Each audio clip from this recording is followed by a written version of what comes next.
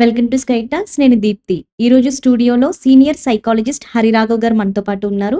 Hello sir. Hello అమ్మ.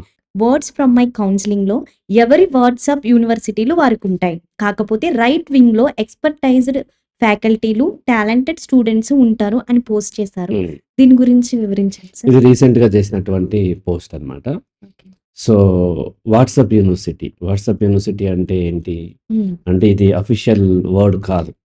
హ్మ్. Social media వచ్చిన తర్వాత సోషల్ మీడియా అంటే ఏంటి? మీడియా అంటే ఒక ఒక పర్సన్‌కి సంబంధించినట్టు నాలో వచ్చినటువంటి ఆలోచనల్ని నేను మాటల కిందో లేకపోతే సింబల్స్ కిందో, హ్మ్. అక్షరాల రూపంలోనో ఏదో ఒక రూపంలో హ్మ్. వేరే వారికి కమ్యూనికేట్ చేయటానికి మధ్యలో ఉండేది మీడియా. మీడియా అంటే మీడియం.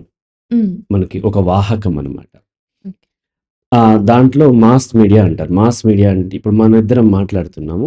ఒక దగ్గరే ఉన్నాం కాబట్టి నేను మాట్లాడే సౌండ్ మీకు వినిపిస్తుంది. ఇక్కడ మీడియా లాంగ్వేజ్ కూడా ఉండొచ్చు. తెలుగు లాంగ్వేజ్‌లో మాట్లాడుతున్నాము. హ్మ్. అలాగే దూరం ఉంటే టెలిఫోన్ వాడతాము. హ్మ్. ఇంకెక్కడ ఉంటే ఈమెయిల్ వాడొచ్చు. లేకపోతే లెటర్ రాయొచ్చు. హ్మ్. ఇట్లా రకరకాల వాహకాలను మీడియాను మనం వాడతాము. హ్మ్. అది వన్ టు వన్ కమ్యూనికేషన్. దీన్ని ఇంటర్పర్సనల్ కమ్యూనికేషన్ అంటారు. అలా కాకుండా వన్ టు మెనీ కమ్యూనికేట్ చేసేదాన్ని మాస్ మీడియా అంటారు. మాస్ మీడియా అంటే ఒకరి నుంచి ఎక్కువ మందికి కమ్యూనికేట్ చేయటం. అది న్యూస్ పేపర్ ఉందనుకోండి. ఎక్కడో తయారవుతది. అది చాలా మందికి వెళ్తది. చాలా మంది దాన్ని చదువుతూ ఉంటారు. ఆ తర్వాత వచ్చేసి హ్మ్, రేడియో. హ్మ్. రేడియోలో ఆడియో క కమ్యూనికేట్ అవుతూ ఉంటది. ఆ తర్వాత టీవీల్లో కూడా అంతే. విజువల్‌తో పాటు ఆడియో కూడా కమ్యూనికేట్ అవుతుంది. ఇక్కడ ఏమవుతుంది? ఈ మాస్ మీడియాలో ఎవరో ఒకరో, ఇద్దరో, 10 మందో, లేకపోతే 100 మందో స్టాఫ్ వాళ్ళకి తోచినటువంటి వాళ్ళకి లభించిన సమాచారాన్ని ఒక వేలో పెట్టి ప్రెజెంట్ చేయటం వలన వాళ్ళు ఏం చెప్పాలనుకుంటున్నారో అదే చెప్తూ ఉంటారు. కదా! హ్మ్. వాళ్ళకి ఫేవర్‌గా ఉన్నటువంటి న్యూస్‌ను లేకపోతే ఆ వ్యూస్‌ని మాత్రమే వాళ్ళు ఎక్స్‌ప్రెస్ చేసి ప్రజల యొక్క మైండ్‌ని మ్యానిపులేట్ చేస్తూ బ్రెయిన్ వాష్ చేసే అవకాశాలు ఎక్కువగా ఉండటం వల్ల గతంలో మనం విన్నాం. గోబెల్స్, హ్మ్. గోబెల్స్ ప్రచారం అంటాం. గోబెల్స్ అనే అతను అప్పుడు హిట్లర్ గురించి చాలా గొప్పగా ప్రచారం చేస్తూ అంత తన ఆ దేశం మొత్తం అంటే యుద్ధం జరుగుతున్నప్పుడు కూడా హ్మ్. ఎంతో చక్కగా ఉంది. మనం ఓడిపోవటం లేదు. మనమే గెలుస్తున్నాం అని చివరిదాకా ప్రచారం చేస్తూ ఉండి ప్రజల్ని ఆ యొక్క మభ్యపెట్టి ఆ యొక్క మత్తులో ఉంచటం జరిగింది. అప్పటినుంచి గోబెల్స్ ప్రచారం అనే ఒక వర్డ్ వాడుతూ ఉంటారు. హ్మ్. అలా ఎప్పుడైతే మీడియా ఒకరి చేతిలోనో, ఒక వర్గం చేతిలోనో, కొందరి చేతిలోనో ఉన్నప్పుడు వాళ్ళు నిజాలే ప్రచారం చేస్తున్నారని ఏమీ లేదు. ఏదైనా చేసే అవకాశాలుంది. స్టిల్ మీడియా అంతా కూడా గవర్నమెంట్ ఆహ్, తన పర్యవేక్షణలో నడుస్తూ ఉంటది. హ్మ్. మన ఇండియాలో కూడా 80స్ వరకు టీవీలు వాటిలన్నిటిలో కూడా దూరదర్శన్, ఆకాశవాణి అని చెప్పి రేడియోలు ఇవన్నీ గూడా ప్రభుత్వం నడుపుతూ ఉండేది. హ్మ్. ఆ తర్వాత ప్రైవేట్ వ్యక్తుల చేతుల్లోకొచ్చింది మీడియా. వచ్చిన తర్వాత 24 అవర్స్ న్యూస్ ఛానెల్స్ వచ్చినాయి. దూరదర్శన్ ఇప్పుడెవరు చూడట్లే. టీవీ నైన్‌లు లేకపోతేనేమో ఈటీవీ ఇటువంటియన్నీ చూస్తూ ఉన్నారు. వాళ్ళు 24 అవర్స్ న్యూస్‌లో కూడా ఇక్కడేమవుతుందంటే ప్రైవేట్ వ్యక్తులు కాబట్టి వాళ్ళకి ప్రాఫిట్ ముఖ్యం. ప్రాఫిట్ ఎలా వస్తుంది? యాక్చువల్‌గా వాళ్ళు రిజిస్టర్ చేసుకుంది ఈ న్యూస్‌నో, వ్యూస్‌నో అమ్మటం ద్వారా ప్రాఫిట్ తెచ్చుకోవాలి. కానీ మీడియాకి అదర్ వేస్ కూడా ఉన్నాయి. ఏంటి? బ్లాక్‌మెయిల్ చేయటం. హ్మ్. ఒక వ్యక్తి ఎవరన్నా నేరమో, లేకపోతే ఏదైనా ఫ్రాడ్ చేసినప్పుడు, ఆ ఫ్రాడ్ చేసిన వ్యక్తి యొక్క న్యూస్‌ని వేయకుండా ఉండటానికి వాళ్ళు మనీ డిమాండ్ చేసి తీసుకోవటం అనేది ఇప్పుడు మెజారిటీ మీడియా చేసేటువంటి మెయిన్ బిజినెస్. హ్మ్. ఓన్లీ అడ్వర్టైజ్‌మెంట్ మీద అయితే వాళ్ళు ఖర్చు పెట్టేదానికి కనీసం దాంట్లో 10% కూడా వాళ్ళకి రిటర్న్స్ రావు. ఆ తర్వాత ఇలా జరుగుతూ ఉంది. ఆ తర్వాత సోషల్ మీడియా బాగా పాపులర్ అయింది. ఇంటర్నెట్ వచ్చిన తర్వాత. హ్మ్. దెన్ బ్లాగ్స్ రాయటము, నెక్స్ట్ వచ్చేసి గ్రూప్స్, రకరకాల గ్రూప్స్. యాహూ గ్రూప్స్ అని రకరకాలవి ఉండేవి. 90స్‌లో లేట్ 90స్‌లో ఆ తర్వాత మెల్లగా ఆర్కుట్ అనేటువంటి ఒక సోషల్ మీడియా ప్లాట్‌ఫార్మ్ గూగుల్ వాళ్ళదొచ్చింది. హ్మ్. ఆ తర్వాత ఫేస్‌బుక్, ట్విట్టర్, ఇన్‌స్టాగ్రామ్ ఇట్లాగే వీడియోస్‌కు సంబంధించినటువంటి హ్మ్. యూట్యూబ్ ఛానల్ ఇట్లాంటి రకరకాల అంటే ఆడియో, వీడియో కూడా అందులో చేయొచ్చు. అంతకుముందు ఓన్లీ టెక్స్ట్ చేసేవాళ్ళు. ఇప్పుడు ఫేస్‌బుక్ లాంటి దాంట్లో టెక్స్ట్ చేస్తాము. అండ్ ఇమేజెస్ మనం చేస్తూ ఉంటాము. ఆ తర్వాత వీడియో కూడా చేయొచ్చు. మరి ఓన్లీ వీడియోస్ కోసం ఏర్పడిన పెద్ద ప్లాట్‌ఫార్మ్ యూట్యూబ్. అలాగే వచ్చేసి వాట్సాప్ కూడా. వాట్సాప్ మనం ఒకటి వన్ టు వన్ కమ్యూనికేట్ చేసుకోవడానికి వాడొచ్చు. అలాగే వచ్చేసేసి గ్రూప్స్ కూడా పెట్టుకొని వాట్సాప్ గ్రూప్‌లో కమ్యూనికేట్ చేయొచ్చు. ఇక్కడేమవుతుంది ఇంతకుముందు మనము ఈ మాస్ మీడియాలో చూసినట్లయితే ఎవరు ఆ జర్నలిస్టులు ఎవరైతే ఉన్నారో హ్మ్. వాళ్ళు ప్రజలకు చెప్పేవాళ్ళు. ప్రజల పాత్ర లేదు. ప్రజలు జస్ట్ విని చప్పట్లు కొట్టడమే. హ్మ్. ఇప్పుడు మామూలుగా అయితే మ్యూజిక్‌లో కూడా క్లాసికల్ మ్యూజిక్‌లో ఎలా ఉంటదంటే అతను ఒక సింగర్ స్టేజ్ మీద పాడుతూ ఉంటే హ్మ్. ఇక్కడ వినేవాళ్ళు ఆ పాటలో లీనమవ్వాలి. అండ్ పాటకి చప్పట్లు కొట్టి అప్రిషియేట్ చేయాలి అంతే. హ్మ్. అంతే తప్ప వీళ్ళ రోల్ ఏం లేదు. కానీ పాప్ మ్యూజిక్ అంటారు. పాప్ మ్యూజిక్ అంటే పాపులర్ మ్యూజిక్. ఈ పాప్ మ్యూజిక్‌లో ఆ సింగరే కాదు. ఆ లిజనర్స్ కూడా పార్టిసిపేట్ చేస్తుంటారు. ఉండి, ఉండి పాడి వాళ్ళ మైక్‌ని అటువైపు పెడుతూ ఉంటారు. వాళ్ళు హ్మ్. కూడా డాన్స్ చేస్తూ ఉంటారు. పాడుతూ ఉంటారు. ఇక్కడ సిస్టమాటిక్‌గా ఇలాగే రిథమిక్‌గా ఈ స్వరాలు పాడాలని లేదు. ఎలా చేసినా అల్టిమేట్‌లీ అలరించటం, అందరికీ నచ్చటం. అలా ఇక్కడ సోషల్ మీడియాలోకొచ్చేసరికి ఇక్కడ ఎవరైనా పార్టిసిపేట్ చేయొచ్చు. ఆ యొక్క రీడరే ఆ న్యూస్ ప్రొడ్యూసర్ గూడా అవ్వచ్చు. క్రియేటర్ గూడా అవ్వచ్చు. కాబట్టి ఏమైంది పబ్లిక్‌లోకి వచ్చేసింది కాబట్టి పబ్లిక్‌లో ఎవరైనా సరే దాన్ని వాడొచ్చు కాబట్టి దాన్ని సోషల్ మీడియా అని పిలుస్తూ ఉన్నారు. హ్మ్. సో, సోషల్ మీడియా నెమ్మది నెమ్మదిగా పాపులర్ అవుతూ అంటే ఇంతకుముందు డివైస్‌లు ఉండేవి కావు. సోషల్ మీడియాలో కూడా రకరకాల జనరేషన్స్ ఉన్నాయి. కంప్యూటర్ల మీదే ఉండి చేసేవాళ్ళు. లేకపోతే ఇంటర్నెట్ సెంటర్‌కి వెళ్ళి అక్కడ ఆపరేట్ చేసేవాళ్ళు. కంప్యూటర్ నుంచి మెల్లగా ల్యాప్‌టాప్స్ వచ్చినాయి. ల్యాప్‌టాప్స్ వాళ్ళు క్యారీ చేయొచ్చు.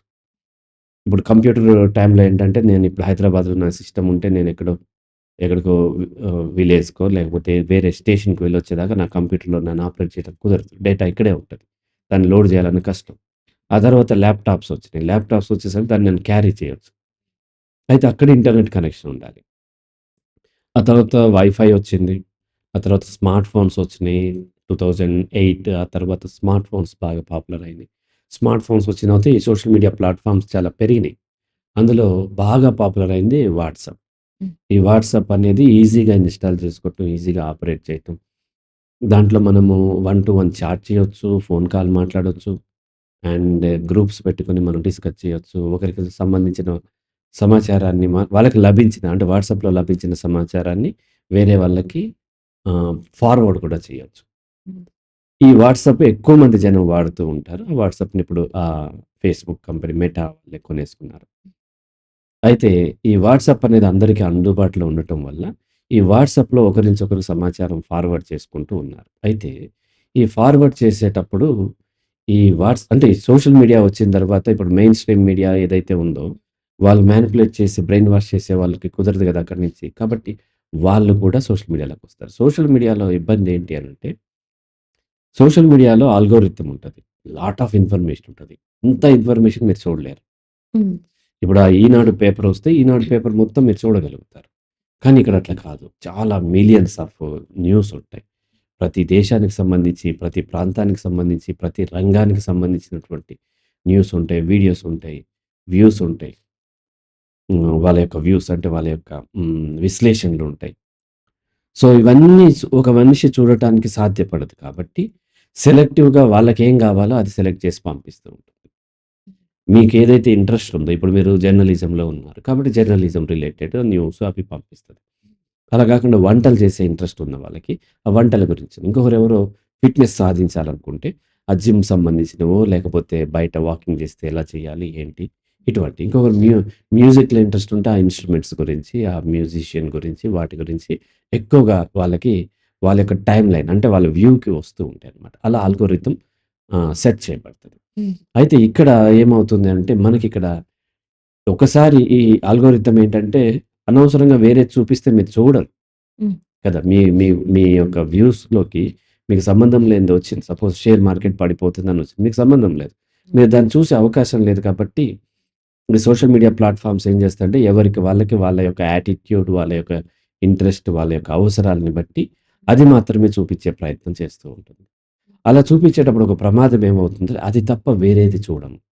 హుహు. వేరేది చూడకపోయేసరికి మనకు నచ్చిందే కనిపిస్తుంది. సపోజ్ ఇప్పుడు ఆంధ్రాలో తీసుకున్నట్లయితే 'పవన్ కళ్యాణ్' 'జగన్మోహన్ రెడ్డి' మధ్య కాన్ఫ్లిక్ట్. లేకపోతే తెలుగుదేశము, 'జగన్మోహన్ రెడ్డి' పార్టీ మధ్య కాన్ఫ్లిక్ట్. హ్మ్. ఈ 'పవన్ కళ్యాణ్‌ని' ఇష్టపడే వాళ్ళు 'జగన్మోహన్ రెడ్డి' గురించి పాజిటివ్‌గా వచ్చే న్యూస్‌ని వాళ్ళు ఇష్టపడరు. అవును. కాబట్టి వాళ్ళు ఎక్కువ క్లిక్ చేయరు. కానీ 'పవన్ కళ్యాణ్' గురించి ఏం చేసినా సరే పాజిటివ్‌గా వచ్చేది ఎక్కువ ఇష్టపడతారు.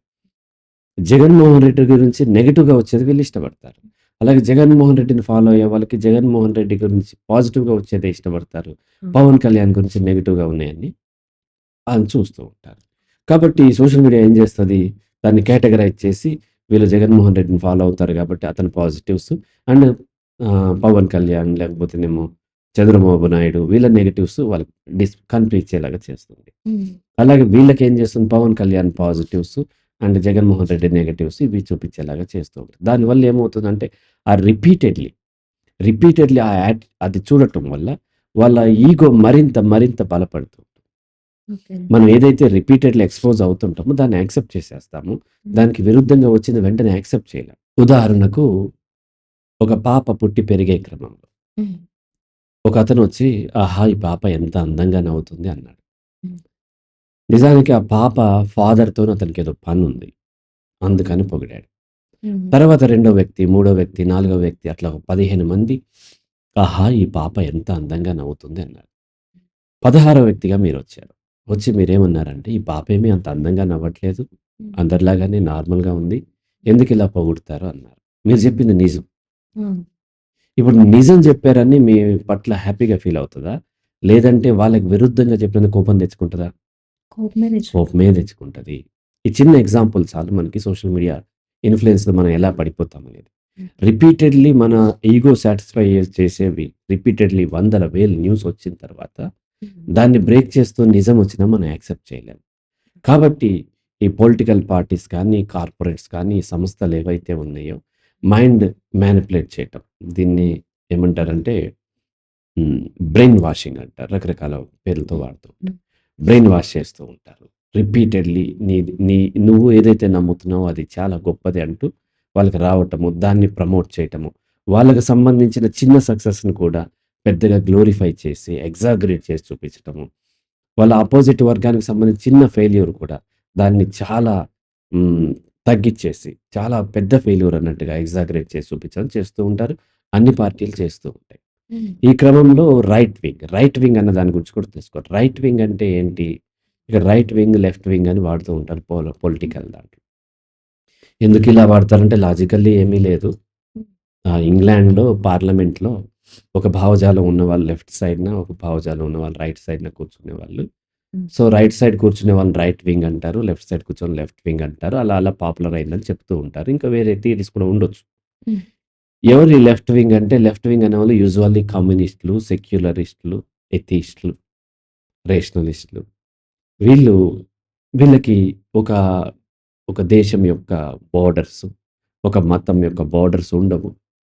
విశ్వం మొత్తము, సమాజం మొత్తము అట్లాగే వచ్చేసి దేశాలన్నీ కూడా ఎర్త్ మొత్తం ఒకటే అన్నట్టుగా ఫీల్ అవుతూ ఉంటారు. హ్మ్.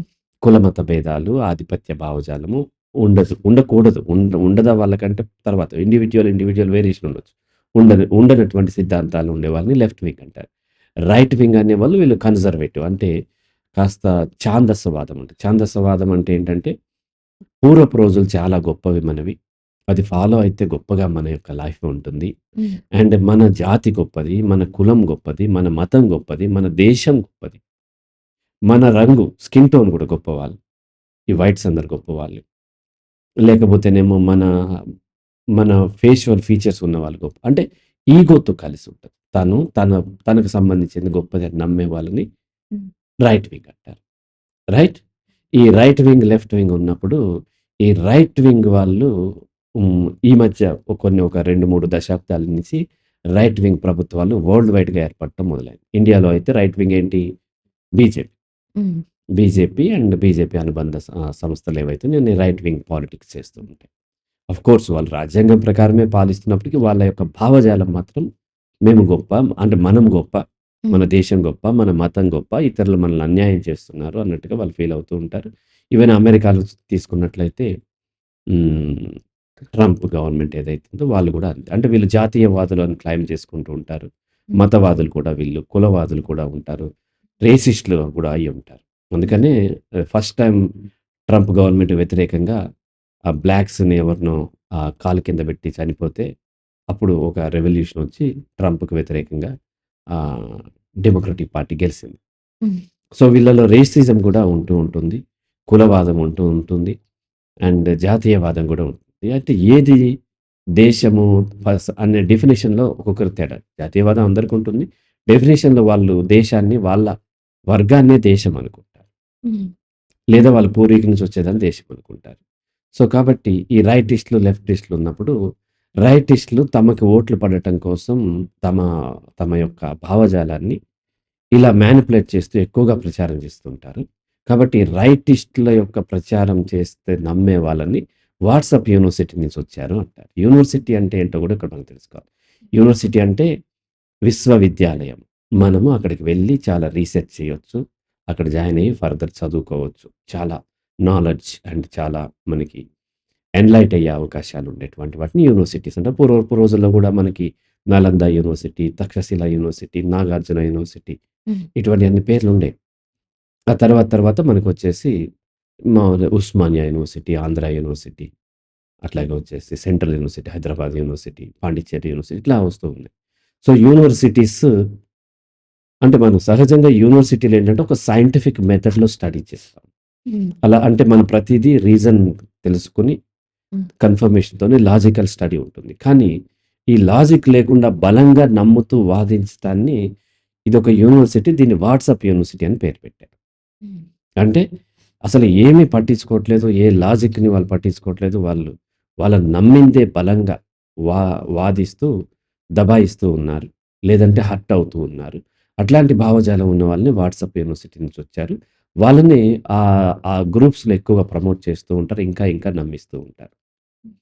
అయితే ఇక్కడేంటంటే కేవలం లెఫ్ట్ వింగ్ వాళ్ళు ఏమంటారంటే రైట్ వింగ్ వాళ్ళు మాత్రమే వాట్సాప్ యూనివర్సిటీలో చదువుకున్నారు అంటారు. కానీ యాక్చువల్లీ లెఫ్ట్ వింగ్‌లో కూడా వాట్సాప్ యూనివర్సిటీ ఉంటుంది. దాని ఇంటెన్సిటీలో తేడా వచ్చు.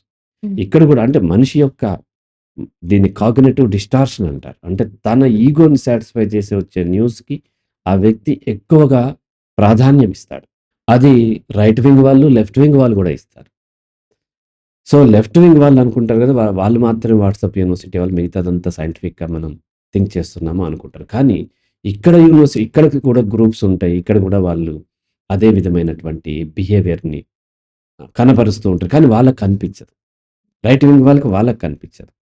ఒకతను ఒకసారి ఒక సోషల్ మీడియాలో తను ఏం పెట్టుకున్నాడంటే 'రామ్ గోపాల్ వర్మ' ప్రొఫైల్ పిక్ పెట్టుకొని అతని పేరు హ్మ్, ఏదో 'రామ్ గోపాల్ వర్మ' ప్రొఫైల్ ఒకతను ఫేస్‌బుక్‌లో మన ఆమె పేరేంటి? ఆ! రంగనాయకమ్మ ప్రొఫైల్ పిక్ పెట్టుకొని చలం ఆర్‌జీవి అని పెట్టుకున్నాడు. అంటే చలము, ఆర్‌జీవి భావజాలం వేరు. ఆర్‌జీవి అయాన్ రాండ్‌ని ఫాలో అవుతాడు. Ion రాండ్ anti communist.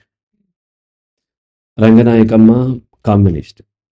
ఇందులో మధ్యలో చలం ఉన్నారు. ఆయన వేరు. ఆయన స్త్రీ ఎంపవర్‌మెంట్ కోసం ఆయన రచనలున్నాయి. పెట్టుకొని ఆయన ఒక స్టేట్మెంట్ ఏం చేశారంటే కమ్యూనిస్ట్ కాదన్న వాళ్ళందరిని నరికి చంపేయాలి అన్నాడు. నరికి చంపేయటం అనేది ఒక ఎక్స్‌ట్రీమ్ ఇది. అది కమ్యూనిజం కూడా సపోర్ట్ చేయదు. సో, అంటే ఇక్కడ ఏమైంది? దేనికి పొంతన లేనటువంటి వాళ్ళు. కానీ అతను నమ్ముతూ ఉంటాడు. అతను ఎందుకు నమ్ముతున్నాడు? అతని యొక్క ఈగో సాటిస్ఫై చేసేటువంటి ఇన్ఫర్మేషన్ అతని దగ్గరికి వస్తూ ఉంటుంది కాబట్టి, తను బ్రహ్మాండంగా లాజికల్లీ థింక్ చేస్తున్నాడని నమ్ముతాడు. దాని కౌంటర్ వీళ్ళు కూడా నమ్ముతూ ఉంటారు. అంతేకాదు. ఇప్పుడు బీజేపీ రిలేటెడ్, ఆర్ఎస్ఎస్ లేకపోతే బజరంగ్ దళ్ వీళ్ళకి సంబంధించిన గ్రూప్‌లోకెళ్తే విపరీతంగా మన హిందువులు మొత్తం ప్రపంచం మొత్తం మనమే పరిపాలించాము. మనదే ఇప్పుడంతా ఎళ్ళిపోతుంది. అమెరికాలో సగభాగం హిందువులుగా మారిపోయారు. రష్యాలో అయితే మూడొంతులు హిందువులయిపోయారు. ఇట్లా ఏవేవో చెప్తుంటారు. శ్రీలంకలో అయితే మనం ఇది చేసాము. మన వాళ్ళెళ్ళి అక్కడ ఇది చేశారు, అది చేశారు. అలా రకరకాలైనటువంటి ప్రచారాలు చేస్తూ ఉంటారు. అక్కడ దాంట్లో ఉండేవాళ్ళు నమ్ముతారు.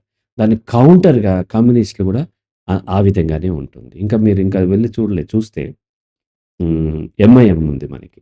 మనకి ఓవైసీ ఫ్యామిలీకి సంబంధించినటువంటి ముస్లిం పార్టీ హైదరాబాద్‌లో ఎప్పుడు 7, 8 సీట్లు వస్తూ ఉంటాయి. వాళ్ళ గ్రూప్స్ ఉంటాయి. వాళ్ళ గ్రూప్స్‌లోకెళ్ళినా సరే అంతే ఉంటాయి.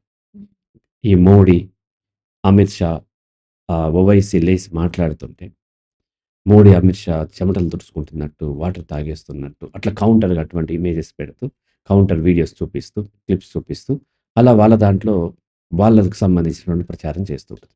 పాకిస్తాన్ మీడియాలోకెళ్ళండి. పాకిస్తాన్ గ్రూప్స్‌లోకి వెళ్లి చూసినట్లయితే పాకిస్తాన్ అంటే ఇండియా గజగజ వణికిపోతుంది.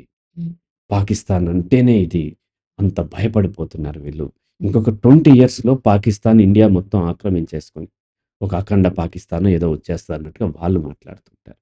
నేపాల్ ఎళ్లి చూడండి. నేపాల్‌లో మొత్తం మన రాముడు నేపాల్ వాడే, సీత నేపాల్‌దే, ఇండియన్స్ ఇట్లా చేశారు, అట్లా చేశారు. ఇండియా భయపడుతుంది, చైనా అయితే భయపడిపోతుంది. ఇంక పారిపోయిందన్నట్టుగా వాళ్ళ దాంట్లో రాసుకుంటూ ఉంటారు. రైటిస్టులు. ఇలా ఎవరికి వాళ్ళు అది బంగ్లాదేశ్‌లో అంతే ఉంటుంది. అండ్ శ్రీలంకలో అలా ఉంటుంది. బర్మాలోనూ అంతే ఉండే అవకాశం ఉంది. అలా ఎవరికి వాళ్ళు వాళ్ళ ఈగో సాటిస్ఫై చేసేటువంటి న్యూస్‌కి ఎంటర్‌టైన్ అవుతూ, ఆ విధమైనటువంటి భావజాలాన్ని బలపరుచుకుంటారు. వాళ్ళకి తెలియకుండా బ్రెయిన్ వాష్ చేయబడతారు. వాళ్ళని వాట్సాప్ యూనివర్సిటీ నుంచి వచ్చారు అని చెప్తూ ఉంటారు. అయితే ఇలా ప్రజలు ఉంటారని అర్థమైన తర్వాత ప్రచారాలు కూడా అలా చేయటం మొదలుపెట్టారు. ఈ మెయిన్ స్ట్రీమ్ మీడియా కానీ, లేకపోతే పొలిటికల్ పార్టీస్ కానీ, లేకపోతే పొలిటికల్ ఆర్గనైజేషన్స్. ఏం చేస్తారు వీళ్ళు అంటే, ఏదో ఒక సూడో సైంటిఫిక్ ఆధారం చూపిస్తారు. అంటే ప్రొనౌన్సియేషన్ ఒకలాగా ఉంటే చాలు. ఆస్ట్రేలియా అని ఉంది. ఆస్ట్రేలియా అంటే ఏమనుకున్నాం, మనదే అది అస్త్రాలయము. అంటే వాళ్ళు పాండవులు అజ్ఞాతవాసంలో ఉన్నప్పుడు వాళ్ళ అస్త్రాలను అక్కడ పెట్టారు కాబట్టి దాన్ని అస్త్రాలయ అని పిలుస్తారు.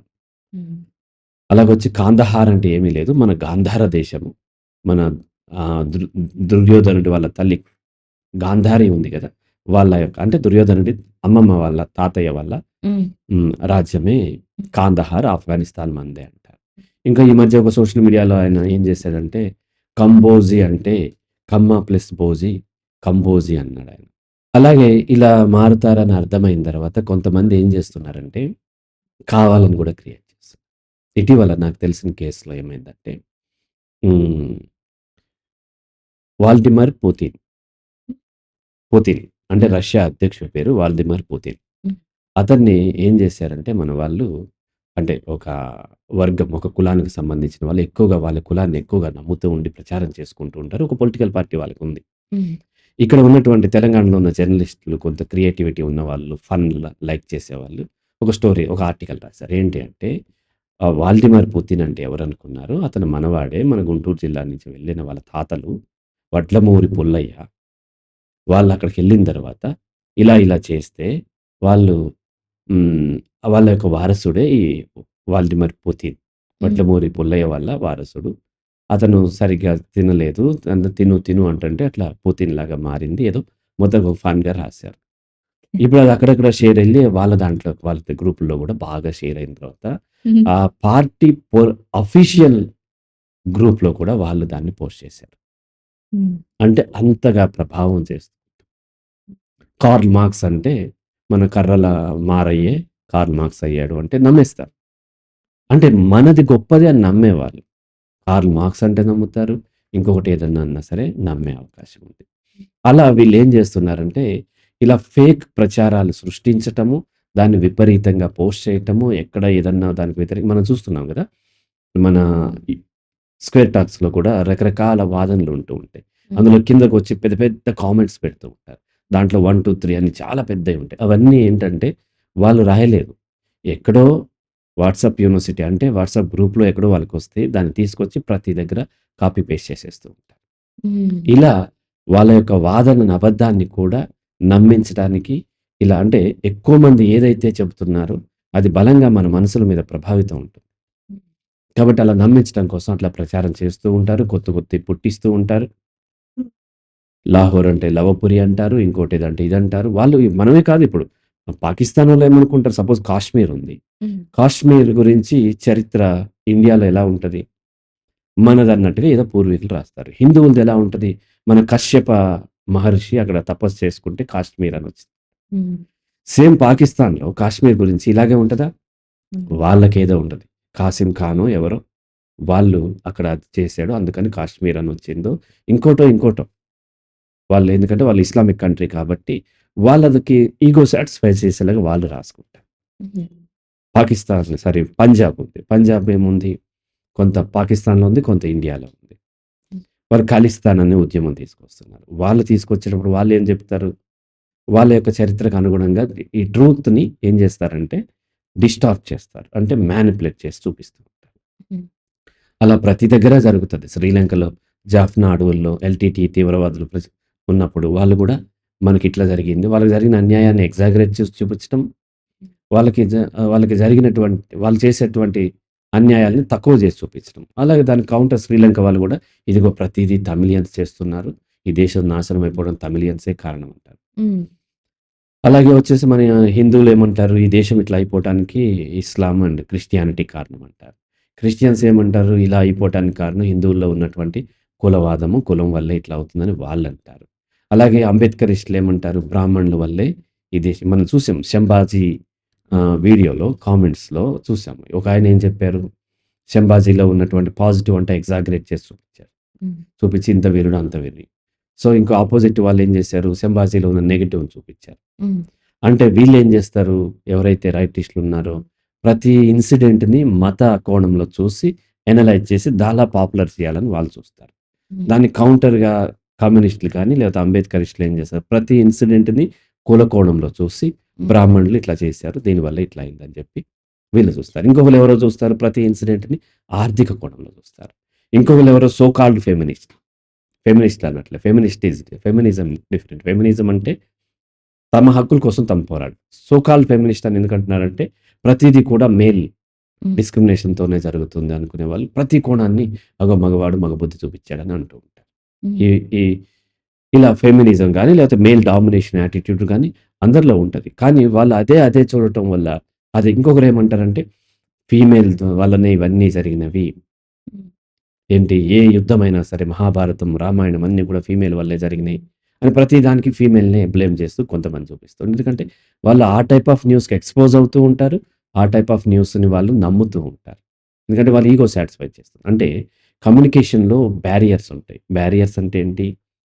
మధ్యలో అడ్డుకట్టలు. హ్మ్. కృష్ణా బ్యారేజ్ అంటాం గదా! ప్రకాశం బ్యారేజ్ అంటే కృష్ణా నదిని ఫ్లో అవ్వకుండా ఆపుతుంది. అడ్డుకట్ట అనమాట. హ్మ్. ఈ బ్యారియర్స్ ఏంటి అనంటే మన ప్రీవియస్ నాలెడ్జ్ గూడా కమ్యూనికేషన్ బ్యారియర్ అవుతుంది. హ్మ్. మన ప్రీవియస్ నాలెడ్జ్ అంతా ఏముంది అతనికి? ఆడపిల్లలు అన్యాయం చేస్తారు. మగవాళ్ళని వాడుకుంటారు అనుంది. దెన్ అటువంటి న్యూస్‌ని అతను యాక్సెప్ట్ చేస్తాడు. ఈ అమ్మాయికేముంది? మగవాళ్ళు దొంగలు, ఆడవాళ్ళకి మాయమాటలు చెప్పి మోసం చేస్తారు, సెక్స్ కోసం వాడుకుంటారు. ఇంకోటేదో ఈ అమ్మాయి నమ్ముతుందనుకోండి. అటువంటి న్యూస్‌ని ఆమె చూస్తూ ఉంటది. హ్మ్. అలా మన ప్రీవియస్ నాలెడ్జ్ ఏదైతే ఉందో దానికి అనుగుణంగా వాళ్ళు యాక్సెప్ట్ చేసే అవకాశం ఉంది కాబట్టి అలా వాళ్ళ యాటిట్యూడ్‌లు ఫార్మ్ అయిపోతాయి. ఈ హ్మ్. క్రమంలో ఏమైంది అంటే ఇక మన మీడియా కూడా ఏదో ఒక స్టాండ్ తీసుకుంటుంది. ఏదో ఒకటి ఇగ మొత్తం అంతా 2 చూపించట్లేదు. హ్మ్. మీడియా అంటే మొత్తం చూపించాలి. ఈ మధ్య మా స్నేహితుడు ఒకతను కార్టూనిస్ట్. అతను కార్టూన్ ఏసాడు. అంటే ఫేస్‌బుక్‌లో మిత్రుడే. ఆయన ఏమేసాడంటే "నువ్వేం చేస్తుంటావు?" అని అడిగితే నేను జర్నలిస్ట్ అంటే, "ఏ పార్టీ?" అని అడుగుతాడు. అంటే ఏంటి జర్నలిస్ట్ ఏదో ఒక పార్టీలో ఉండాలి. ఏదో ఒక పార్టీ కొమ్ము కాయాలి ఆ! అన్నంత జనరలైజ్ అయిపోయింది. హ్మ్. అన్నంత నార్మలైజ్ అయిపోయింది. ఇలా ఒక పార్టీకి ఆహ్, హ్మ్. ఒత్తాసు పలుకుతూ ఉండటం అనేది. అలాగే మనము స్క్వేర్ టాక్స్‌లో కూడా ఒక కామెంట్ నా దృష్టికొచ్చింది. ఆయనేమన్నాడంటే, 'సంభాజీ' గురించి మనము 2 వైపులా వినిపించాం. ఒకటి 'జయసింహ చతుర్వేది' గారు చెప్పారు. ఇంకోటి 'ఎంవి రమణ' గారు వాళ్ళకి తోసినటువంటిది వాళ్ళకి అర్థమైన వాళ్ళ వ్యూ చెప్పారు. కానీ అక్కడ ఒక కామెంట్ ఏమైందంటే, హ్మ్. ఈ ఛానెల్‌లోనే ఇంతకుముందు వేరే వాళ్ళు వేరే రకంగా చెప్పారు. హ్మ్. ఇప్పుడు ఇంకో రకంగా ఇంకొకటి కూడా ఇస్తున్నారు. హ్మ్. ఒక ఛానెల్ ఉన్నాక ఒక స్టాండ్ ఉండొద్దా? హ్మ్. అన్నారు. అంటే ఎంత ఒక ఛానెల్ అంటే ఒకదానికి వత్తాసు పలకటం కాదు. కానీ 99.9% ఛానెల్స్ అలాగే ఉన్నాయి. హ్మ్. అందువల్ల ఏమవుతుందంటే వాళ్ళందరూ అలాగే ఉండాలేమో మీడియా అంటే అని నమ్మటం వల్ల అటువంటి కామెంట్ వచ్చింది. అది వాళ్ళ తప్పు కాదు. వాళ్ళు ఆ స్థితిలో ఉన్నారు. హ్మ్. కాబట్టి ఆ విధంగా ఉంటుంది. ఒకవైపే ఈ ఈ మ్యానిప్యులేషన్ లేకపోతే బ్రెయిన్ వాష్ ఒకవైపే జరగదు. అన్ని వైపులా జరుగుతూ ఉంటుంది హ్మ్. అన్న కాంటెక్స్ట్‌లో చెప్పాను. దీంట్లో మన స్క్వేర్ టాక్స్ గురించి కూడా చెప్పాలి. స్క్వేర్ టాక్స్ అనేది ఒక భావజాలాన్నో, లేకపోతే నా భావజాలాన్నో, హ్మ్. లేకపోతే ఇక్కడ పనిచేసే వాళ్ళ భావజాలాన్నో, రైట్ వింగ్‌నో, లెఫ్ట్ వింగ్‌నో ప్రమోట్ చేయటం కోసం కాదు. హ్మ్. ఇక్కడ స్క్వేర్ టాక్స్ కంటూ ఛానెల్‌కంటూ ఏ భావజాలం ఉండదు. హ్మ్. ఏ వ్యక్తి వచ్చినా వాళ్ళ యొక్క ఆలోచనల్ని, వాళ్ళ యొక్క భావజాలాన్ని, వాళ్ళ యొక్క నమ్మిన విధానాన్ని వాళ్ళు చెప్తూ ఉంటారు. హ్మ్. దాంట్లో వీలైనంత వరకు లాజికల్లీ విశ్లేషిస్తూ ఉంటాం.